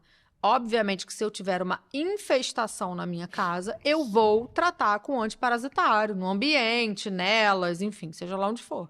Mas eu não faço uso crônico de antiparasitário, né? A única coisa que eu faço é a profilaxia contra a filária, porque a gente está numa região endêmica e isso é uma coisa que não tem como evitar. Mas num cachorro com intestino sensível, como as minhas, por conta de tudo que aconteceu na infância delas, eu conseguia observar direitinho. Quando eu aplicava a pipeta do Advocate, quando elas eram filhotes ainda, o intestino ficava ruim 2, 3 dias. Aí melhorava. E quando eu fiz a primeira injeção de ProHeart, elas degringolaram, assim, de uma forma. Eu levei uns 15, 20 dias pra botar nos eixos de novo. Uau. E tem muito cachorro que tem diarreia quando faz o ProHeart. Sim. É isso. Porque ele causa um problema ali no microambiente intestinal, né? Então, hoje, eu tenho optado por tratar cada vez menos. Porque eu recebo muito cachorro doente do tratamento. Ô, Flávia, nesse momento você conversa com 2 profissionais que trabalham com hospedagens. E eu peço pro cachorro ficar hospedado comigo um dia que seja vacinação completa e controle de vermes, né, vermífugo e antiparasitários em dia. Agora, As minhas você... cachorras jamais ficariam hospedadas com você, porque elas não são vacinadas todo ano. Isso é um e elas problema. não usam antiparasitário. Exato. E aí, assim, você tá dizendo pra mim agora que é problemático pra saúde do cão fazer o uso dessa... Tá bom, beleza. Eu quero proporcionar o melhor para meus clientes e pro meu cachorro, inclusive. Qual a saída? Para que eu tenha uma hospedagem... Né, Guilherme? Porque onde tem aglomeração, tem parasito, né? É difícil. Assim, a questão da vacina, eu acho que existe uma saída. Porque hoje a gente tem os testes de titulação. Sim. Né? Então, o cachorro ele não precisa mais ser vacinado anualmente. Né? Ele pode ser submetido anualmente a um teste. Então, se o cliente chega, por exemplo, a Kita não toma vacina. Sim, sim. Se a Aline chegar lá com a Kita e falar, olha aqui, Guilherme, ó, eu fiz o exame, tá tudo certo, ela tem o título. Não tem por que ela exigir. apresenta uma documentação Sim. dizendo, ó, tá tudo bem, Exatamente. certo? Isso. Agora, o antiparasitário é complicado, né? É. Porque você vai ter um ambiente onde vai ter aglomeração. Então, eu acho que não tem muita saída. Né? Eu não sou radicalmente contra, não.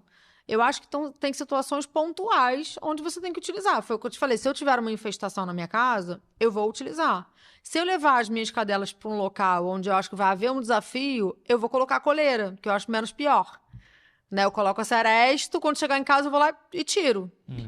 Essa é uma alternativa pra gente? É uma alternativa. Tipo, ó, eu vou pedir pro tempo que eu estiver aqui usar a você trazer coleira. a coleirinha. Sim, Entendi. é uma alternativa. Porque aí quando ele for para casa ele pode tirar. Interessante. Vai ficar sendo exposto ali o tempo todo. Mas... Legal isso. Bom.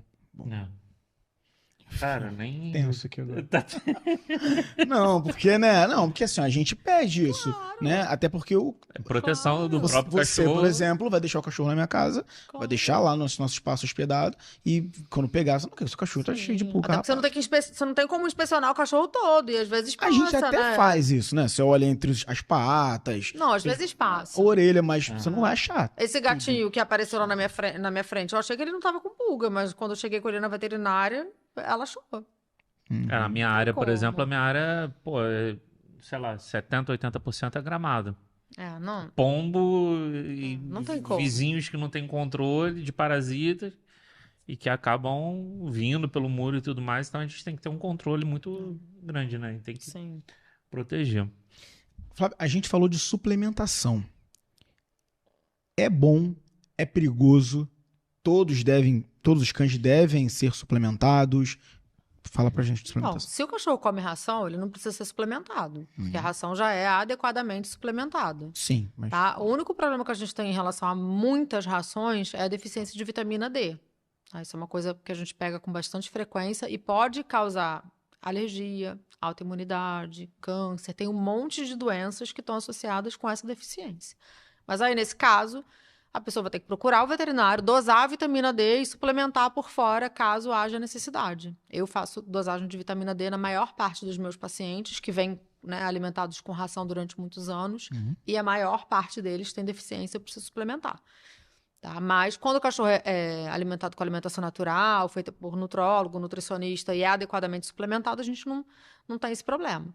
Agora, fazer alimentação natural e não suplementar é um problema. Por quê? Porque se o cachorro come o bicho inteiro na natureza, ele vai comer o bicho inteiro. Ele vai comer todos os órgãos, né? Ossos e tudo mais. E aí vai vir um pacote completo. A gente dá partes do bicho. Então vão ficar deficiências. Entendi. É preciso suplementar, tá? Principalmente para aqueles que não comem dietas com vísceras e ossos, tá? Mas mesmo os que comem dietas com vísceras e ossos, é necessário suplementação. Né? E hoje existe uma discussão em relação aos alimentos também. A gente trabalha muito com monocultura, uma espoliação muito grande do solo. Então, os nossos alimentos não têm mais a mesma densidade nutricional que os alimentos de antigamente tinham. Então, assim, correntes mais novas, né, da nutrição e da nutrologia dizem que todo mundo precisa se adequar em relação a essa questão da suplementação, porque a nossa alimentação não tem mais a mesma qualidade que tinha antes. Né? Excetuando se a pessoa que só come orgânico, mora no sítio, né? Tem culturas diversas ali na terra, uma equilibra a outra, mas hoje em dia quem é que vive assim, né? A gente, né? A gente come bem, olha o físico. Sensacional. Calma aí, né? deixa eu encolher aqui. Teve uma vez que eu vi uma postagem, a mulher falando assim, não, meu cachorro é vegano, meu cachorro... Eu falei, nossa, que absurdo. Como que a pessoa chega num pensamento desse que o cachorro dela é vegano, cara? Vou matar o cachorro. Legal tu falar disso, então. O que você pensa dos cães veganos e vegetarianos? Porque tem hoje. Eu penso que isso é um desrespeito, né? Eu só posso dizer isso. Chega pra Eu você acho isso? que chega, mas eu não trabalho com dieta. Tem colegas que trabalham, tá? Tem colegas, inclusive, que dizem que atingindo-se, né, o percentual de proteínas que aquele animal precisa, não interessa de onde vem, mas interessa sim, as proteínas vegetais, elas têm um potencial inflamatório para o cão, não é só proteína, né, tem outras substâncias que vêm junto, né, tem fitato, lecitina, que são inflamatórios. Então, assim, eu acho que a gente confunde um pouco o conceito do que é você amar um ser e respeitar esse ser. Né? Porque a gente pode ter o cachorro como um filho amado. As minhas cachorras são minhas filhas, mas eu sei que elas não são minhas filhas humanas. São cães. São cadelas que precisam viver no quintal, que precisam ter vida de cachorro, que precisam se sujar, que precisam comer uma dieta apropriada à biologia delas. Eu posso ser vegana. Eu posso escolher fazer o mal que eu quiser para mim, mas não para um outro ser que está sob a minha responsabilidade. Você é vegana? Não, Deus me livre.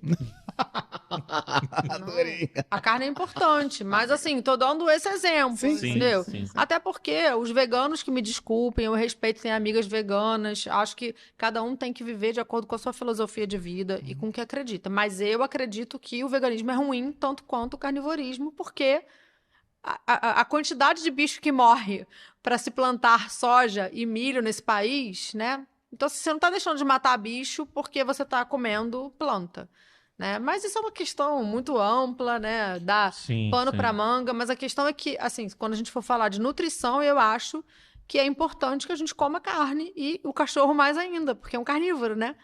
Nós somos onívoros, eles são carnívoros oportunistas. O gato, então, gente, dar carboidrato para gato é um crime. É um crime, porque o gato é um carnívoro estrito.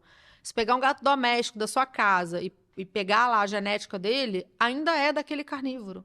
Ele tem omissão de genes, né, que codificam a produção de enzimas que digerem carboidrato. O gato não tem necessidade nenhuma de carboidrato. A ração tem 98% de proteína. A própria ração de gato, né? Não tem, né? Não, é o que eles falam, Não né? tem. Razão. Não tem. Ou seja, o gato tem uma necessidade maior de carne, de proteína, do que o cão. Mas muito maior. Eu- Muito maior. Isso pra mim é uma Muito maior. novidade gigante, eu não sabia disso. Muito maior. Na verdade, o cão, ele tolera melhor o carboidrato do que o gato. Entendi. Ele consegue lidar melhor com aquilo. Você tava falando de amar, né? De filho, do cachorro e tal. Uma vez eu ouvi uma definição de amor e eu achei sensacional e eu uso isso pra caramba. Amar é você proporcionar ao outro aquilo que ele precisa pra ser feliz. Exatamente. Né? Eu não lembro onde que eu ouvi, eu acho que eu li isso em algum lugar. E eu não me recordo onde. Né? E Não, eu mas acho é isso perfeito. incrível. Mas é que as pessoas confundem. Vocês falaram alguma coisa de pena, né? Que às vezes o cliente fala assim pra mim, ai, doutora, mas Nossa. eu tenho tanta pena. Nossa, mas eu falo, tenho tudo eu isso. também tenho pena desse exame. Tenho pena do seu animal tá tão doente assim. Sabe? Você prefere que ele não coma o pão, que na verdade ele só gosta porque você deu, né? Ele só conhece porque você deu. Sim. Ou você prefere que ele sofra com dores, com mal-estar, com náusea, com... Maravilhoso. Sabe? Na verdade, gente, é escolher o sofrimento que você quer. Só que eu falo pro cliente, se você escolher que ele sofra porque ele não tá comendo, vai ser muito breve, passageiro, porque ele vai esquecer isso rapidamente. Agora, se você quiser que ele sofra a vida inteira com uma miséria de doença, aí eu não tenho o que fazer. Né? É escolher a batalha. É idêntico ao comportamento. Sim. É igual, por exemplo, o cachorro seletivo, né? O cachorro não quer comer. Aí eu chego pro cliente e falo assim, ó, e aí, como é que estão os exames? Tá tudo bem? O veterinário falou que tá tudo bem. Mas não aparece nada nos exames. Tá tudo ótimo. Aí eu ouvi falar assim, então faz o seguinte, vamos fazer um teste. Tira a comida dele. Ele não comeu, tira. Guilherme, mas ele... Mas vem cá, Eu fico o dia toda todo vez... fora. Eu conheci uma família... Eu não gosto de ficar falando de quem, mas enfim, se eles assistirem, eles vão saber. Que em um mês, eles trocaram ração acho que umas 3 ou 4 vezes. Mas isso é No bem Parece frequente. no mesmo mês. Eu falei assim, gente, esse cachorro tá adestrando vocês, cara. Ah, tô cansado, eu vou comer outra coisa agora. Mas aí, Guilherme, tem duas coisas. Uhum. Se o problema for comportamental, você resolve deixando o cachorro com fome. Uhum. Mas na maior parte das vezes não é. Se o problema for gástrico, se você deixar ele sem comer, piora. E aí não encontra isso no exame? Não, porque nenhum exame vai mostrar que o cachorro tem aumento de permeabilidade intestinal. A gente não tem esse exame à nossa disposição ainda. E aí? E aí que o diagnóstico é clínico, ele precisa procurar um profissional que esteja habilitado a fazer esse diagnóstico e a tratar esse estômago e adequar essa alimentação. Entendi. Porque a coisa mais frequente do mundo hoje é cachorro com desbiose. Nesse caso, deu super certo. Porque era manejo. Era, manejo. Mas demorou, porque eles não conseguiam tirar É a o que eu comida. falo. Se você Tinha uma dor oferece absurda. condições que o cachorro quer, ele vai continuar fazendo exigências. É igual o petisco, né? Minha madrinha, né? Se ela assistir, ela vai saber. A cachorra era uma coisa compulsiva de petisco, tava obesa. Uma bichão frisê, tava igual uma rolha. E aí eu falei, o problema aqui é manejo. E aí ela não recusava comida. Eu falava, o problema aqui é manejo, porque ela recusa comida, você fica com pena e dá o biscoito. Óbvio. Então vai ter que deixar com fome. E ela deixou com fome, e a cachorra hoje come alimentação natural lindamente, tá maravilhosa. Ela até brincou comigo que a cachorra tá envelhecendo melhor que ela, porque a cachorra se alimenta melhor que ela. A cachorra não tem nada, né? Mas essas condições de manejo não são a regra, são a exceção. O que a gente vê com mais frequência é realmente a gastrite, que enjoa o cachorro. E aí é aquela coisa da proteína passar grande. Comer uma coisa diferente hoje. Passou grande. Quando volta, secreta muito ácido. Aí, quando ele lembra daquilo, ele fala, ai, isso aí me fez mal, não quero mais. Aí, o proprietário troca de ração. Aí, a ração nova passa, aí demora um tempo para deflagrar a reação, entendeu? Entendi. Então, a troca, né, ela acaba melhorando essa questão da seletividade. Só que como o processo é um processo que não está sendo tratado, vai ter uma hora que o cachorro não vai aceitar mais nada. E aí é que ele vai procurar alguém para trocar, para alimentação natural. Existem algumas raças que são mais propensas a isso? A As passar por raças isso? pequenas, Shih Tzu, Spitz, são muito propensas a isso. Esse era um bulldog francês. O Bulldog francês também tem muita desbiose. Na verdade, essas raças pequenas, eu acredito que tenham muito problema porque tem nascido muito de parto cesáreo, né? Exatamente. Não passa pelo canal de parto, então o problema já começa de filhote. Uau, cara. Sensacional. Com certeza esse é um dos vídeos que vai explodir aí de acesso e elogios, porque o conteúdo é incrível que a gente está aprendendo. A gente fica tentando passar essas informações porque, assim, o objetivo não é atender cachorro doente, né? É que os cachorros fiquem bem. É o foco, né? E eu fico muito triste quando eu atendo um cachorro já super novinho, com tanto problema, sabe? É triste, né? Beleza, Flávia. Bom, Fechou. a gente vai caminhando. A gente sempre pergunta, né? Se você tem alguma frase, alguma coisa que você destaca, assim, que você acha que você leva para sua vida ou que você fala para seus clientes, que você acha importante para você? Uma coisa que você chega pro cliente e fala assim, ó, isso aqui é lei. Várias, né? Tem tanta coisa que eu falo para os clientes, mas hoje, gente, eu tenho me preocupado muito com a parte emocional, sabe? Eu acho que o emocional e o comportamental fazem toda a diferença para mim. Até o que eu te falei, eu comecei a estudar um pouco de comportamento, né, da parte emocional do proprietário, justamente porque, às vezes, isso influencia de uma forma negativa no meu tratamento, né? Então, se eu puder dizer alguma coisa, eu até vou roubar aqui a frase de uma colega que eu respeito muito, que é a Carol da Cuvette: deixa o bicho ser bicho, né? Deixa o bicho ser bicho. Deixa ele correr, deixa ele se sujar, deixa ele ter vidinha de cachorro, deixa ele comer como cachorro, né? Cria uma rotina pra ele, deixa ele dormir na caminha dele, não bota ele em cima da sua cama não, nem em cima do sofá, sabe? Que legal. Deixa ele ser bicho. Vou te bater, hein? Falando isso. Eu escrevi um artigo pro conselho, eu sou conselheira do CRMV, né? Daí, de vez em quando, eles pedem pra gente escrever alguma coisa pra ir lá pro site, e aí eu escrevi um artigo sobre isso, né? Falando justamente dessa confusão que as pessoas fazem entre amar e respeitar. Me manda. Né? Manda pra eu gente. Tenho que procurar, acho que já tem uns 2 anos, mas eu vou procurar. Manda pra gente. E eu fui apedrejada no Instagram do conselho, dizendo que era muito perversa. Com certeza. Com certeza. Porque as pessoas não entenderam, né? Na verdade, eu não tô dizendo para não tratar o cachorro como um membro da família ou como um filho. Eu só tô dizendo para não tratar o cachorro como um filho humano. Lembrar que ele é um filho canino, né? E que respeitar a biologia dele como cão vai trazer saúde, felicidade e longevidade, né? E que esse excesso de zelo, de amor, é uma coisa nossa, não é do cachorro, né? E que acaba sendo um pouco desrespeitoso com ele. Cara, que bacana. Me perguntaram uma vez por que eu não deixava meu cachorro subir no sofá e tal. Eu falava, gente, meu cachorro subir no sofá, ele teria que ter... Eu passar lencinho nele, limpar ele todo dia, dar um banho. E, cara, meu cachorro é um cachorro que ele tem... Quando a gente tá caminhando na rua, passeando, eu deixo ele entrar no mato, eu deixo ele pra terra. Meu cachorro ele gosta de cavar. Então, assim, meu cachorro não toma banho toda semana. Meu cachorro... Os cachorros nunca tomaram banho. Então, o meu cachorro toma 1, 2 banhos por ano. Nunca tomaram. Por ano. As pessoas ficam assim, nossa, mas elas não têm cheiro. E as pessoas falam, meu, que maldade, já ouvi isso. Ele toma 1 banho, 2 por ano. Eu falei assim, que maldade, Guilherme. Tá, eu nem discuto. Então, assim, aí eu falo para as pessoas, por isso meu cachorro não tem acesso ao meu sofá, à minha cama, outros motivos também, né, que eu não gosto. Mas, enfim, cara, mas as pessoas têm essa dificuldade mesmo, de entender o que é amar de verdade. Né? Sim. E se a gente for pensar, né, quando os cachorros viviam no quintal, longe da gente, eles eram muito mais felizes e muito mais saudáveis, né?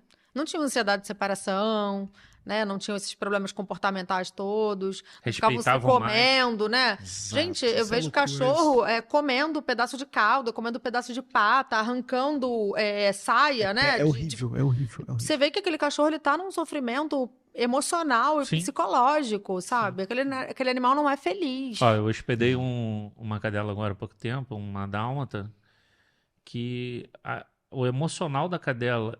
terrível, que eu falei com a dona, eu falei assim, cara, volta com ela pra você ir, eu vou tentar te orientar porque essa separação entre a dona e a cachorra foi terrível pro cachorro, a cachorra comia um rabo. E eu falei, não, vamos parar, vamos primeiro pensar no bem-estar do cão, depois a gente pensa no comportamento, vamos mudar algumas coisas. Isso é muito triste e é ruim pros dois lados, porque a pessoa não é feliz. Não vive. Né? Eu sempre saí de casa muito cedo e cheguei muito tarde, né? Por causa do laboratório e de mestrado, doutorado, blá, blá, blá. E aí com a pandemia eu acabei ficando mais em casa, hoje em dia eu atendo muito online, então eu realmente fico mais em casa. E os gatos, principalmente, que ficam dentro de casa, né? Eles criaram uma relação de maior dependência da gente. E mesmo não querendo, né? Quando a gente viaja, eu sinto que eles sofrem, sabe? Tem uma pessoa que trabalha ali em casa que vai 2 vezes por dia, meu pai vai na hora do almoço, então assim, tem gente 3 vezes por dia em casa, dando comida, cuidando, limpando caixa, e mesmo assim é muito sofrido pra eles. Condicionam aquilo ali, né? É uma dependência que não é legal pra ninguém. Sim. Obviamente que nesse caso não tem o que fazer, eu tô em casa mesmo e eu preciso ter a minha vida.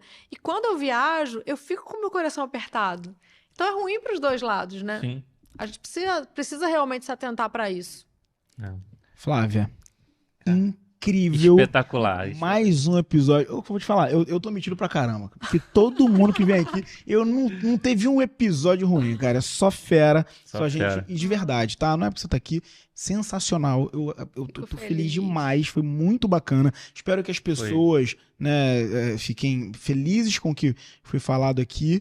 Eu volto pra casa, Espero ter sim. contribuído, gente. Vamos Nossa, voltar mais vezes sensacional. pra cá, hein? É. Pra bater um papo Não, com a gente tá encerrando. Eu quero te agradecer porque você deixou de sua cachorra machucada em casa. Gente, a Flávia veio pra cá, ela atrasou um pouco, a cachorra dela se acidentou, ela não sabe o que aconteceu. Chegou a cachorra mancando e tal. Mas ela estava não nos deixou cuidados do sozinha. marido. Exato, não deixou sozinha.